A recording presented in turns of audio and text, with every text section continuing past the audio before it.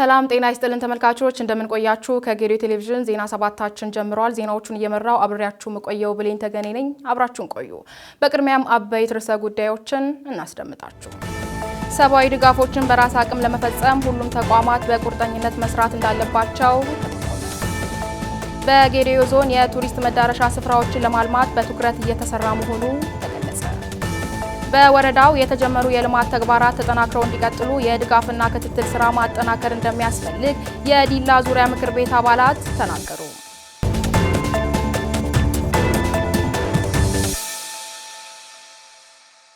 እኛንና ሌሎች ርዕሰ ጉዳዮችን በዝርዝር ዜናዎቻችን እንመለከታለን። በማስቀደም አጫጭር ዜናዎችን እንመልከት። አብረን እንቆይ። በሐዋሳ ከተማ በጣለው ከባድ ዝናብ ህብረተሰቡ ጥንቃቄ እንዲያደርግ ተጠየቀ። በሐዋሳ ከተማና አካባቢው በጣለ ከባድ ዝናብ በረዶና ንፋስ የቀላቀለ ዝናብን ተከትሎ ህብረተሰቡ ጥንቃቄ እንዲያደርግ የከተማው አስተዳደር አሳሰበ። በትናንትናው ዕለት በሐዋሳ ከተማ የጣለው በረዶና ኃይለኛ ንፋስ የቀላቀለ ከባድ ዝናብ በሰው ህይወት ላይም ጉዳት አስከትሏል። በተጨማሪም በመሰረተ ልማት ላይ በደረሰው ውድመት ምክንያት በአንዳንድ የከተማ ክፍሎች የመብራት አገልግሎትም ተቋርጧል። የከተማው አስተዳደሩም በደረሰው ጉዳት የተሰማውን ጥልቅ ሐዘን እየገለጸ በተጎዱ አካባቢዎች ፈጥኖ በመድረስ ተጎጂዎችን ወደ ሕክምና የማድረስና በንብረት ላይ የደረሰውን ጉዳት በመለየት ተገቢውን ድጋፍ የማድረግ ስራዎችን ማስጀመሩም አስታውቋል። የኢትዮጵያ ሜትሮሎጂ ባለስልጣን በሰጠው መረጃ መሰረት የዝናብ መጠን በቀጣዩ ቀናት ተጠናክሮ የሚቀጥል በመሆኑ ህብረተሰቡ ጥንቃቄ እንዲያደርግ መልእክቱንም አስተላልፏል። በተጨማሪም ለጎርፍ ተጋላጭ የሆኑ ቦታዎች በመለየት የከፋ አደጋ እንዳይደርስ የቅድመ መከላከል ስራዎች እያከናወነ መሆኑን ገልጿል ሲል ፋና ሚዲያ ዘግቦታል።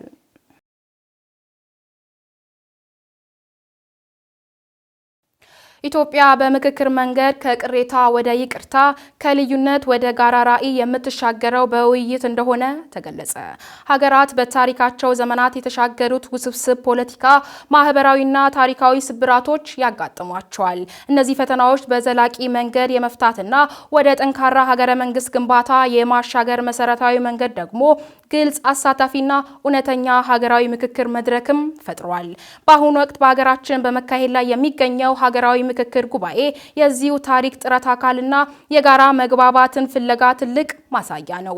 የምክክር ጉባኤ መድረኩም የተለያዩ የማህበረሰብ ክፍሎች፣ የፖለቲካ ኃይሎች፣ የሃይማኖት አባቶች፣ የሀገር ሽማግሌዎች፣ የሴቶችና ወጣቶች ተወካዮች እንዲሁም የሲቪክ ማህበራት በአንድ ጥላ ስር ያሰባሰበ ነው። የመድረኩ ዋና ዓላማ ከዚህ ቀደም በሀገራዊ ጉዳዮች የነበሩ የሀሳብ ልዩነቶችን በሰለጠነ መንገድ በመወያየት ወደ እውነተኛ የጋራ መግባባት መሻገር ነው።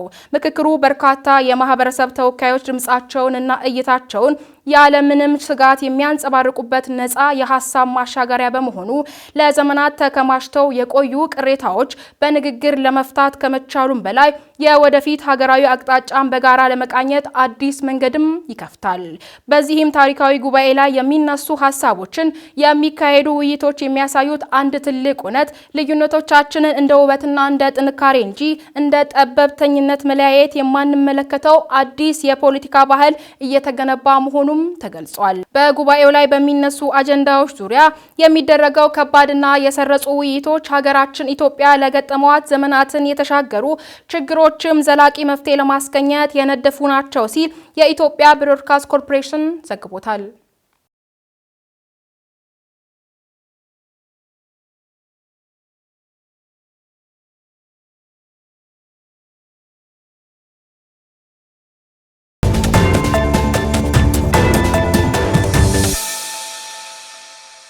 ዜና ሰባታችን ነው እየተከታተላችሁ ያላችሁት። አሁን ደግሞ በዝርዝር ወደምንመለከታቸው ዜናዎቻችን እንለፍ። አብረን እንቆይ።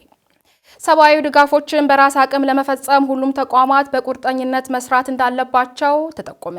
ከተረጅነት ወደ ምርታማነት ለተሟላ ሀገራዊ ክብርና ሉዓላዊነት በሚል መርህ ቃል በጌዲዮ ዞን የሰብአዊ ድጋፍ ሉዓላዊነትን ለማስከበር በተሰሩ ስራዎች የአራተኛ ሳምንት አፈጻጸም ሪፖርትም ተገምግሟል። በዞኑ ለሚፈጠሩ ለየትኛውም ችግሮች ሰብአዊ ድጋፎችን በራስ አቅም ለመፈጸም ሁሉም ባለድርሻ አካላት በትኩረት መስራት እንዳለባቸው የገለጹት የጌዲዮ ዞን ዋና አስተዳዳሪ አስተዳዳሪ ዶክተር ዝናቡ ወልዴ ከተረጅነት ወደ ምርታማነት በሚደረገው ጥረት አመራሩ በተገቢው መንገድ በቁርጠኝነት መስራት ያስፈልጋል ብለዋል። ዘርፉም የሚመራበት መንገድ በትኩረት እንደሚገመገም የገለጹት አስተዳዳሪው በታችኛው መዋቅር የሚገኙትን አስተባባሪዎች በመደገፍና በማስተባበር ተቀናጅቶ ኃላፊነት ወስዶ በቁርጠኝነት መስራት እንደሚገባም ገልጸዋል። ይህ አመራር በዚህ ጊዜ ውስጥ ምንድነው መስራት መቻል አለበት?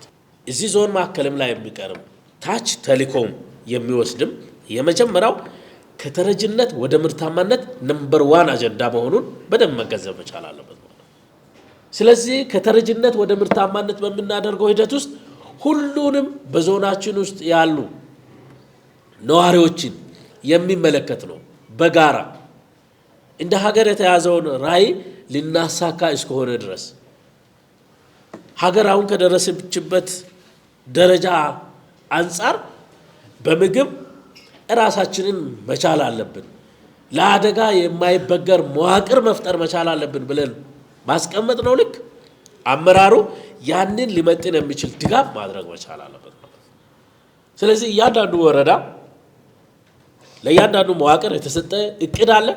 በዛ እቅድ መሰረት እያንዳንዱ ነገር ይመራል ማለት ነው። በርካታ እናቶችና የተቸገሩ ወገኖችን ተጠቃሚ እያደረገ የሚገኘው የክረምት በጎ ፈቃድ አገልግሎት በተጠናከረ መንገድ መቀጠል እንዳለበት ዶክተር ዝናቡ ጠቅሰዋል። ከዚህም ጋር ተያይዞ የግብርና የልማት ትሩፋት ስራ፣ የፋይዳ መታወቂያ ገቢ አሰባሰብና በትምህርቱ ዘርፍ በትኩረት መስራት እንደሚያስፈልግም አስተዳዳሪው አሳስበዋል። ማህበረሰቡን ከተረጅነት ለማላቀቅ በተቀናጀ መንገድ ባለድርሻ አካላት መስራት እንዳለባቸው የገለጹት የጌዶ ዞን ብልጽግና ፓርቲ ቅርንጫፍ ጽሕፈት ቤት ኃላፊ ኢንጂነር ተመስገን ጥላሁን ሰብአዊ ድጋፎችን በራስ አቅም ለመሸፈን ሁሉም በትኩረት መስራት እንደሚያስፈልግ ገልጸዋል። ተረጂዎችን በትክክለኛው መንገድ ልየታ በማድረግ በትክክለኛው መንገድ ተግባሩ መመራት እንደሚያስፈልግ ኢንጂነር ተመስገን ገልጸው አደጋ ይደርስበታል ተብሎ የሚታሰቡ ቦታዎችን ልየታ በማድረግ ቅድመ ዝግጅቶችን በሁሉም መንገድ ማድረግ እንደሚያስፈልግ ጠቅሰዋል። ዘርፉን ወደ ላቀ ደረጃ ለማድረስ አመራር በትጋትና በቁርጠኝነት መስራት እንዳለበትም ኢንጂነር ተመስገን ጥላሁን አሳስበዋል። የሰብአዊ ድጋፍ ከልመና በተላቀቀ መልኩ በራስ አቅም ለመተግበር በዞኑ ከፍተኛ ስራ እየተሰራ መሆኑን የገለጹት የዞኑ አደጋና ስጋት ጽሕፈት ቤት ኃላፊ ዶክተር ተድላ ጌታሁን ለዚህም የሚሆን እህልን ጨምሮ ከ22 ሚሊዮን ብር በላይ በዞኑ ለሚፈጠሩ አደጋዎች ለሰብአዊ ድጋፍ መዘጋጀቱን ጠቅሰዋል። ለዚህም በዞኑ የሚገኘው ማህበረሰብና የታችኛው መዋቅር ለሰብአዊ ድጋፍ የሚሆን እህልም ሆነ ገንዘብ በማዋጣት ዘርፉን ወደ ላቀ ደረጃ ለማድረስ በትኩረት እንደሚሰራም ገልጸዋል። በራስ ሰብአዊ ድጋፍን በራስ አቅም ማሟላት አለብን ብለን ግብ ጥለን እየሰራን ነው። ከዚህ አንጻር ዋናውና የመጀመሪያው መግባባት ነው። ተግባብተን መግባባት ብቻ አይደለም ደግሞ እዛ ውስጥ ምን ሆነን አጥርተን ተቀናጅተን የመዘጋጀት ምዕራፍ ላይ ነን ነው ማለት ነው። ከመዘጋጀት አንጻር የምትዘጋጀው በምግብ በሆነ አይተምና ምግብ ባልሆኑ አይተሞች ነው። ምግብ በሆነ ብለን ስንል በሁለት መልክ ነው። ከህብረተሰቡ ላይ ደራሽ ተሰበስባለህ። ከዛ ውጪ ደግሞ ምን ታረጋለህ? ታመርታለህ። ከህብረተሰቡ ሰብስበህ የሚታከማቸዋለህ መጋዘን ውስጥ። ከዛ ደግሞ አምርተህ ታከማቻለህ። እነዚህን ይሄን በማድረግ የሚመጣውን የትኛውም የሰውና ሰው ሰራሽና ተፈጥሮ አደጋ ምን ታረጋለህ? ትከላከላለህ ማለት ነው። ሁለተኛው አካውንት ከፍተህ አደጋ ምላሽ መጠባበቂያ አካውንት ከፍተህ ምን ታረጋለህ? ገንዘብ ታስቀምጣለህ ማለት ነው። ይሄ የገንዘብ ምንጩ ማህበረሰቡ በተለያየ ተቋም ላይ ያለ ማህበረሰብ፣ መንግስት ሰራተኛው፣ አመራሩ፣ የተለያዩ ባለሀብቱ፣ የሃይማኖት ተቋሙ፣ እነዚህ ሁሉ የገንዘቡ ምንዳቸው የገንዘቡ ምንጭ ናቸው ማለት ነው። ከዚህ አንጻር አሁን እንደኛ ዞን ዛሬ ላይ ከ150 ኩንታል ያላነሰ የእህል ክምችት አለ። በገንዘብ ደግሞ እስከ 22 ሚሊዮን ገንዘብ አካውንት ላይ ለሚመጣው ተፈጥሮና ሰው ሰራሽ አደጋ ዝግጅት አድርገን የተዘጋጀንበት ሁኔታ ነው ያለው ማለት ነው። ማህበረሰቡ በየደረጃው አደጋ ተናግሮ የሚመጣ ነገር አይደለም። በሰውም ሆም ብሎ የሚመጣ አይደለም። በተፈጥሮ የሚመጣ ነገር እንደመሆኑ መጠን መሳተፍ አለበት። እንደያቅሙ በየደረጃው ያሉ ታች ያሉ ሰዎች በንቅናቄ ላውንች ያደረግነውን ተግባር እየተሳተፈ የመዘጋጀት አቅማችንን በገንዘብ በእህል በተለያየ መልኩ ማድረግ አለበት፣ መደገፍ አለበት ማለት ነው። ከተረጅነት ለመላቀቅ ሁሉም በትኩረት መስራት እንዳለባቸው የተናገሩት የመድረኩ ተሳታፊ አመራሮች ሰብአዊ ድጋፎችን በራስ አቅም ለመፈጸም ማህበረሰብን በማሳተፍ ለሰብአዊ ድጋፍ የሚያስፈልገውን ሀብት የመሰብሰብ ስራ የዞኑ አመራሮችና ባለድርሻ አካላት በቁርጠኝነት መስራት ይገባቸዋልም ብለዋል። በጌዲዮ ዞን የቱሪዝም መዳረሻ ስፍራዎችን በማልማት ለጎብኚዎች ምቹ ለማድረግ በትኩረት እየተሰራ መሆኑ ተገለጸ። ይህ የተገለጸውም ከስፔን ሀገር የመጡ በጎ ፈቃደኞች በዞኑ ይርጋ ጨፌ ወረዳ የሚገኘው የጨልባ የቱቱቲ ቱሪዝም መዳረሻ ስፍራዎችን በጎበኙበት ወቅት ነው። ተስፋዬ ጎበና አዘጋጅቶታል። ሰኒያ መሐመድ እንደሚከተለው ታቀርበዋለች። በሀገራችን 5 ትኩረት ተሰጥቶት እየተሰሩ ካሉ ከልማት ዘርፎች መካከል ጭስ አልባ ኢንዱስትሪ የሆነው ቱሪዝም ዘርፍ አንዱ ነው። የቱሪስት መዳረሻ ስፍራዎችን በሀገሪቱ የማስፋት ስራ በኢፌዴሪ ጠቅላይ ሚኒስትር ዶክተር አብይ አህመድ አነሳሽነት የተጀመረው ስራ ለዘርፉ መነቃቃት ከፍተኛ አስተዋጽኦ እያበረከተ ይገኛል። በጌዲኦ ዞን ቱሪዝም መምሪያ የግብይትና ፕሮሞሽን አስተባባሪ አቶ ተስፋዬ በደቻ በዞኑ የሚገኙ የቱሪዝም መዳረሻ ስፍራዎችን በተመለከተ ለጎብኚዎች ገለጻ አድርገዋል። የጌዲኦ መልክዓ ምድር ከሌሎች አካባቢዎች በተለየ አያያዝ ባህላዊና ታሪካዊ እሴቶችን ጠብቆ በማቆየት በተባበሩት መንግስታት የባህል ቋንቋና የሳይንስ ድርጅት ዩኔስኮ የተመዘገበ አካባቢ መሆኑን ጠቁመዋል። በዚህም በምስራቅ አፍሪካ ከሚገኙ ከ10,000 በላይ የትክል ድንጋዮች መካከል ከ6,000 በላይ የሚሆኑት በጌዲኦ ዞን እንደሚገኙም ገልጸዋል። ጌዲኦ ዞን በርካታ የቱሪስት መዳረሻዎች ያሉት ነው። የዞኑ ገጽታው መልክዓ ምድሩ ራሱን ችሎ የቱሪዝም መዳረሻ ነው። በቅርቡ የዛሬ 2 ዓመትም የተመዘገበው የጌዲኦ ባህላዊ መልክዓ ምድሩ አንዱ የቱሪዝም መዳረሻ ነው። ባህላዊ የሚያስባለው እነዚህ የጌዲኦ አብዛኛው መሬቱ ተዳፋታማ ነው፣ ተራራማ ነው። ተፈጥሮ ሳይሆን ይህንን ባህሉ ይህንን ቅርስ እንዲይዝ ይህንን ውበት እንዲይዝ ያደረገው ባህል በመሆኑም ነው ባህላዊ መልክዓ ምድር ያስባለው። እነዚህና በውስጡ የሚገኙ ደግሞ በርካታ ተፈጥሯዊ ታሪካዊና ባህላዊ እሴቶችም የቱሪዝም መዳረሻዎች ናቸው። አንዱ አሁን ያለንበት የታሪካዊ መዳረሻዎች ናቸው። ጨልባ ቱቱቲ የትክል ድንጋይ መዳረሻ ስፍራ ነው የሚባለው። በዚህ በጨልባ ቱቱቲ ሳይት ብቻ ከ1,000 በላይ ትክል ድንጋዮች እንዳሉ የጠቆሙት አስተባባሪው እነዚህም ትክል ድንጋዮችም ከአክሱም ስልጣን ዘመን ጋር የሚያመሳስላቸው ታሪክ እንዳላቸውም አንስተዋል። በአሁኑ ወቅት የቱሪስት መዳረሻ ስፍራዎችን በሁሉም ወረዳዎች ላይ በማልማት ለጎብኚዎች ምቹ ለማድረግ መታቀዱን ገልጸው በዚህም መነሻ በኮቾሬ ቡሌና ይርጋ ጨፌ የተጀመሩ ስራዎች መኖራቸውን አስተባባሪው ጠቁመዋል። እንደ ዞን የቱሪዝም መዳረሻዎችን በመለየት እያንዳንዱ ወረዳም አንድ መዳረሻ እንዲያለማ በተቀመጠ አቅጣጫም ስራዎች እየተሰሩ ነው። የልየታ ስራዎች ለምሳሌ እንደ ራኮ ተራራ አሁን ዲዛይኖች አልቆ ኦሬዲ የቴክኒክ ኮሚቴም ተቋቁሞ ስራዎች ኦሬዲ ወደ መግባት የተጀመሩ ሌሎች ስራዎችም እንደ ይርጋ ጨፌ ከተማ ወደ ቡሌም ስንሄድ የይርጋ ጨፌም የወንዝ ዳር ልማቶችም የቱሪዝም እንድምታ ያላቸው በመሆናቸው ስራዎች እየተሰሩ ነው። በ2018 በጀት ዓመት በቱሪዝም ቢዝነስ ከ50 ሚሊዮን ብር በላይ መንቀሳቀሱን የገለጹት አቶ ተስፋዬ በ2019 በጀት ዓመት ከሀገር ውስጥ 40,000 እንዲሁም ከሀገር ውጭ ደግሞ 2,000 በላይ ዜጎችን በዞኑ ያሉ የቱሪስት መዳረሻዎችን ይጎበኛሉ ተብሎ መታቀዱን ገልጸዋል። ቱሪዝም ገቢዎች ያው እዚህ በደረሰኝ የሚገባ ገቢ አይደለም።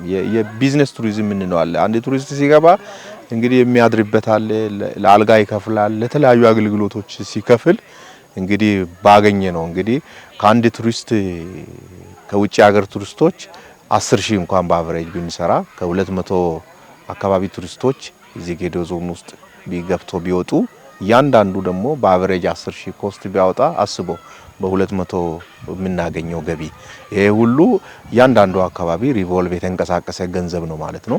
በዛ ልክ የሀገር ውስጥ ቅድም የነገርኩ አለና ለሕክምና የሄልዝ ቱሪዝም አለ፣ ኮንፈረንስ አለ እና ሌሎችም የቢዝነስ ቱሪዝም አለ። ለነዚህ ሁሉ የሚገቡ ከ30 እስከ 40 ሺህ የሚጠጉ እንግዶች ወይም አካባቢ ላይ ይመላለሳሉ ብለን አቅደናል።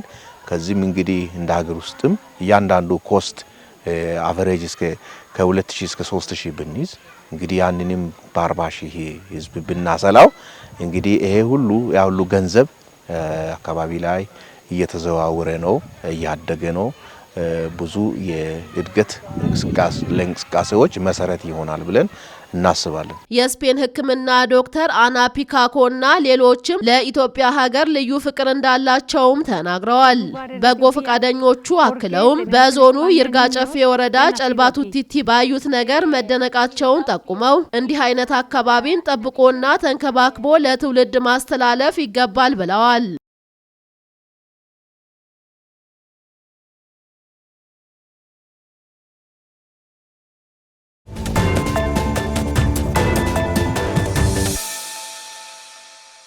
በወረዳው የተጀመሩ የልማት ተግባራት ተጠናክረው እንዲቀጥሉ የድጋፍና ክትትል ስራ ማጠናከር እንደሚያስፈልግ ተገለጸ። በሁሉም ዘርፎች የተጀመሩ ተግባራት አበረታች ውጤት እያስገኙ ስለመሆናቸው የዲላ ዙሪያ ወረዳ ምክር ቤት አባላት አስታውቀዋል።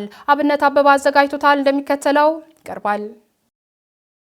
ምክር ቤቱ በበጀት ዓመቱ በቀበሌያት ላይ ተከታታይ ጉባኤ ማካሄዱን እንደ ጥንካሬ ከተነሱ ጉዳዮች የሚጠቀስ ሲሆን በበጀት ዓመቱ በኦዲት የተገኙ የመንግስት ንብረት ከማስመለስ አኳያ የተገለጸውና ተመላሽ የተደረገው ንብረት በቂ ሊባል የሚችል እንዳልሆነም ከምክር ቤቱ አባላት ተነስቷል። ለዚህ ምላሻቸውን የሰጡት የምክር ቤቱ ዋና አፈ ጉባኤ በወረዳው በኦዲት የሚመለሱ በርካታ የመንግስት ንብረት ስለመኖሩን አንስተው ነገር ግን በሂደት ላይ እንዳሉና የተወሰኑ የተመለሱ የመንግስት ሀብት ስለመኖሩ ተናግረዋል። በምክር ቤቶች እንደ ጉድለት የታዩ ነገሮች እንደ ድክመትም የታዩ ነገሮች ላይ በጥንካሬ ባለው ጠንክረን እንድንሄድ በድክመቶች ደግሞ ትኩረት እንድንሰጥ ተደርጎ የተነሳበት አለ። ከምክር ቤቱ ሲነሳ ስፔሻሊ በኦዲት ግብረ ኃይል ላይ በርትተን መስራት እንዳለብን እነዚህ ከሚባክኑ ገንዘቦች ጋራ ትኩረት ሰጥተን ማን ምንድነው የት ነው ያለው የሚለው ነገር አጣርተን ሄደን ለቀጣይ ሪፖርት እንድናደርግ ለምክር ቤቱ የተሰጠ ሀሳብ ነው። ምክር ቤቱ ደስ ብሎት ማለት ነው አስተያየት ሲሰጥም በቃ ይሄ እንደዚህ ከሆነ በሚል አሁን የተነሱ ነገሮችን የቅድ አካል አርጋችሁ ብትነሱ ጥሩ ነው የሚለው ነገር አስቀምጦ ጤና ላይ ትምህርት ላይ ትኩረት እንድንሰጥ በአጽንኦት አስቀምጠዋል። ጤናና ትምህርት አሁን ላይ መታየትም ስላለበት እንደዚህ ወረዳ የሚለው ነገር አስቀምጦ የሄደበት አግባብ አለ። በበጀት ዓመቱ በአስተዳደር ዘርፍ የተሰሩ ተግባራት ሪፖርት ያቀረቡት የወረዳው አስተዳዳሪ አቶ አሸናፊ አልቻዬ በግብርና በጤና እንዲሁም በገቢ አሰባሰብ የተሻለ አፈጻጸም ተመዝግቧልም ብለዋል። በአመቱ ልንከውን አቅደን የገባናቸውን ተግባራት በጥሩ ሁኔታ የተፈጸሙ በርከት ያሉ ስራዎች ተገምግመዋል። በተለይ ግብርና መስክ ላይ የሰራናቸው ስራዎች ቡና ነቅሎ በመተካት በተለይ ብዙ ያላረጁትን ቡናዎች በመጎንደል የተሰሩ ስራዎች እጅግ በጣም ጥሩ እንደነበረ፣ መንገድ ላይ የተሰሩ ስራዎች እጅግ በጣም አመርቂ ውጤት ያመጣንባቸው ስራዎች እነዚህ በጥሩ ሁኔታ ገቢ አሰባሰብ ላይ ይሄርንበት መንገድ 100% እንኳን መሰብሰብ ባይቻልም ከ96% በላይ መሰብሰብ የቻልንበት አመት እንደነበረ ጥሩ ስራዎች በደንብ አድርገን የሰራንበት አመት እንደሆነ በምክር ቤቱም ተገምግሟል። በተለይም በግብርና ስራ፣ በመስኖ አጠቃቀም፣ በዶሮ እርባታ፣ በሌማት ትሩፋት ስራዎች አበረታች ለውጦች ያሉ ቢሆኑም ነገር ግን የግብር ቴክኖሎጂ በአግባቡ ከመጠቀም አንጻር ጉድለቶች ስለመታየታቸውም ገልጿል። ቡናና እንሰት በሚመለከት በተሰሩ ስራዎች ለውጦች እንዳሉ ሲገለጽ፣ ነገር ግን ያረጁ ቡናዎችን በአዲስ ቡና ከመተካት ጋር ተያይዞ መሻገር ያልተቻሉ ችግሮች ስለመኖራቸው የተነሳ ቢሆንም ሆኖም ከአዲሱ ቡና ተከላ ጋር በተያያዘ ከእቅድ በላይ ማከናወን መቻሉን እንደ ጠንካራ ጎን የሚወሰድ ነውም ተብሏል። በተጨማሪም በምግብ ራስን ለመቻል በተሰራው ስራ የሰቆጣ ቃል ኪዳን ተግባራዊ ለማድረግ የወረዳው መንግስት ከፍተኛ ትኩረት በመስጠት በሰራው ስራ ለውጦች አይተናል ሲሉም ተናግረዋል። በመንገድ ልማት 45 ኪሎ ሜትር መንገድ ለመስራት ታቅዶ 38.5 ኪሎ ሜትር መስራት መቻሉን በመጠቆም ከእቅድ በታች ለመፈጸም እንደማነቆ ከሆኑ ችግሮች መካከል የተያዘው በጀት በቂ ካለመሆኑ ጋር የነዳጅ ገበያ ሁኔታ መጨመር ሲሆን በቅርብ ቀናት የዞኑ የመንገድ ማሽን በመጠቀም የመንገድ ሽፋንን ለማስፋት እየሰሩ መሆናቸውንም አንስቷል። አምና የጀመርናቸው አቅደን የገባናቸው ስራዎች ያልተከናወኑ አሉ። እነሱ በዘንድሮ በጀት ዓመት ቅድማ ሰተን የምንሰራቸው ናቸው። ለምሳሌ በቢሮ ደረጃ እንገነባለን ብለን እየጀመርነው የፍርድ ቤት ግንባታ፣ የፖሊስ ጽሕፈት ቤት ግንባታ፣ በተመሳሳይ የፓብሊክ የትምህርት የወጣቶች ጽሕፈት ቤት ግንባታዎች ከ60% በላይ የተከናወኑ ናቸው። መጨረስ የነበረብን ተግባር ግን ያደረ። እነዚህ ነገሮች በትኩረት በሚቀጥለው በጀት ዓመት በደንብ የምንሰራቸው ስራዎች እንደሆነም ሀሳብ ተነስቶ የጋራ ያደረግንበት ነው። በከተማው በአዲሱ በጀት ዓመት በመንግስት ድጋፍ ማህበረሰብን በማሳተፍ የተሰሩ ባሉ የልማት ስራዎች የከተማውን እድገት እያፋጠነ መሆኑ ተገለጸ። የወናጎ ከተማ ማዘጋጃ ጽሕፈት ቤት በከተማው የመሰረተ ልማት ስራዎች ህብረተሰቡን በንቃት በማሳተፍ በበጀት ዓመቱ አበረታች ውጤት ለማስመዝገብም ትኩረት አድርጓል። መብራቱ አበበ ዝርዝር አለው። የከተሞች እድገት ለማፋጠን የህብረተሰቡ ተሳትፎ ሚና የላቀ መሆኑ ይገለጻል። ማህበረሰቡ ከተማን ለማሳደግ በጉልበት በቁሳቁስና በገንዘብ አስተዋጽኦ እንዲያደርጉ በማስተባበር የከተሞች ሁለንተናዊ ብልጽግና ማረጋገጥ እንደሚገባ ገልጸዋል። በከተማ አስተዳደሩ በአዲሱ በጀት ዓመት የከተማ መንግስት እንዲሁም ማህበረሰቡ በማስተባበር ከተማ በማሳደግ ውብ፣ ማራኪ፣ ምቹና ሳቢ እንዲሆን ታቅዶ ወደ ስራ መገባቱን አመላክተዋል። በዚህኛው 2019 ዓ.ም ላይ ሰፊ የመሰረተ ልማት ስራዎችን ከተማ አስተዳደሩ አቅዶ ወደ ስራ የገባበት ሁኔታ ነው ያለው። በነዚህ መካከል የተለያዩ ከኮሪደር ልማትም ጋር ሆኖ ከሌሎች መሰረተ ልማቶች ጋር አንድ ላይ ያይዘን አቅደን ተነስተናል። ባቀድነው መሰረት አሁን ላይ ሰፋፊ ስራዎች እየተሰሩ እንዳለ ለማንሳት ፈልጋለሁ። የከተማ ልማት ፖሊሲ አሁን ላይ የኮሪደር ልማት ኢኒሼቲቭን መሰረት ያደረገውን ስራውን ነው እየሰራን ያለ ነው። እነዚህ ስራዎች ሰፊ ማህበራዊ የወጣቶችን የሚያርፉበት ቦታዎች አጠቃላይ ያካተተ መሆን አለበት። ህጻናትም ጭምር አርፎ ሳምንቱን የሚያሳልፉበት ቦታ መሆን አለበት በሚል መነሻ አምና ከሰራ ነው ኮሪደር ተጨማሪ ሰፋ ባለ መንገድ ወደ ስራ ገብተናል። አንደኛው የከተማ ውስጥ የፓርክ ልማት ስራ ነው የኮሪደር አካል የሆነው። የፓርክ ልማት ስራም በውስጡ የተለያዩ አይተሞችን የያዘ ነው። የህፃናት መጫወቻ በውስጡ ያሉበት ካፍቴሪያ፣ ፋውንቴኖች፣ አጠቃላይ ማህበረሰቡ ወይስ ነዋሪው ምዝናናባቸው ቦታዎች ውስጡ ላይ ያካተተ ፓርክ ልማት ነው። የከተማ አስተዳደሩ ገጽታ ግንባታና የመሰረተ ልማቶች ለማሟላት የተጀመረው የህብረተሰብ ተሳትፎ በማሳደግና የማዘጋጃ ገቢ በተሻለ በመሰብሰብ ከተማውን በማሳደግ ማህበረሰቡ ተጠቃሚ ማድረግ እንደሚገባ ተናግረዋል። ከተሞች ውብ፣ ምቹና ለነዋሪ ተስማሚ እንዲሆኑ በኢትዮጵያ ጠቅላይ ሚኒስትር ዶክተር አብይ አህመድ ሀሳብ አመንጭነት የተጀመረው የኮሪደር መሰረተ ልማት ስራዎች አንዱ በመሆኑ በመጥቀስ በበጀት ዓመቱ የታቀዱ ተግባራት ለማሳካት ልዩ ትኩረት ተሰጥቶ እየተከናወነ መሆኑን አንስተዋል። የከተማ መንገድ ዳር ኮሪደር ልማቶችን ነው አብረን አያይዘን እየሰራን ያለነውና ይሄኛውም ስራ ወደ 1 ኪሎ ሜትር የሚሆን የቴራስ ንጣፍ እግረኛን የሳይክል መንገዶችንም በውስጡ ያካተተ የዘመናዊ መብራት ስራዎችን በውስጡ ያካተተ አረንጓዴ ልማት ሰዎች እየሄዱ ማረፍ የሚችሉበትን ቦታ ያካተተ አንድ ላይ አቅፎ የያዘ የኮሪደር ልማት ስራ 1 ኪሎ ሜትር ስራውን ጀምረን አሁን ላይ ወደ 70% አካባቢ ደርሰናል። የመብራት ዝርጋታም በቅርቡ ተከናውኖ ፋይናሊ ወደ ምረቃ ስርዓት የሚደርስበት ሁኔታዎች ናቸው ያለው። በሁለተኛ ፌዝ ከማቺንግ ፈንድ ፕሮጀክት ጋር ተያይዞ ያለ ነው። ማቺንግ ፈንድ በተለያዩ ድጋፍ መልክና በከተማ አስተዳደር ከማዘጋጃ ቤት በሚወጣጣ ሀብት የሚሰራ ልማት ነው።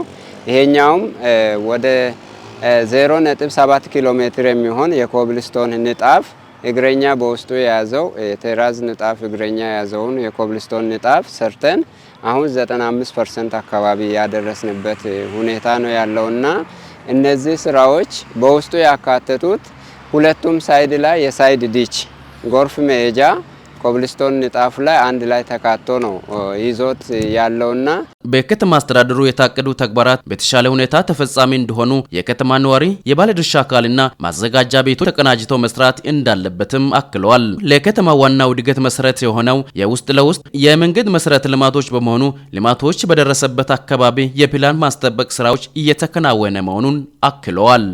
የውስጥ ለውስጥ መንገድ ከፈታ ስራ ወደ 10.5 ኪሎ ሜትር የሚሆን የውስጥ ለውስጥ መንገድ ከፈታ ስራ መንገድ ተደራሽ ባልሆነባቸው ማስፋፋ አካባቢ ከከተማ አካል ጋር አንድ ላይ ተናባቢ በመሆን መንገድ ይዞ ለመሄድ 10.5 ኪሎ ሜትር የመንገድ ከፈታ ስራዎች ተሰርቷል።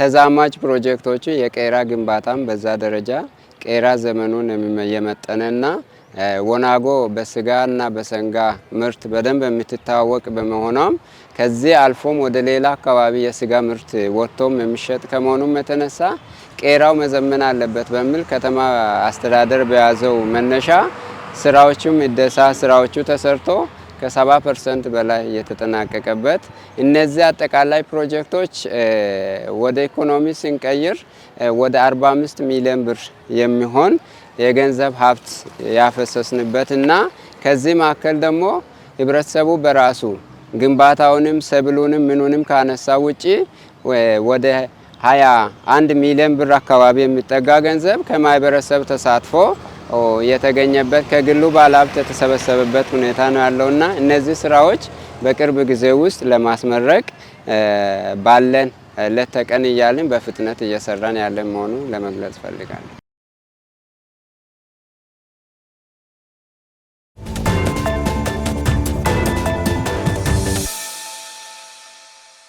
ከጌዲዮ ቴሌቪዥን ዜና ሰባታችን ይህንን ይመስላል። ዜናዎቻችንን ከማጠቃለላችን በፊት አበይት ርዕሰ ጉዳዮችን እናስታውሳችሁ።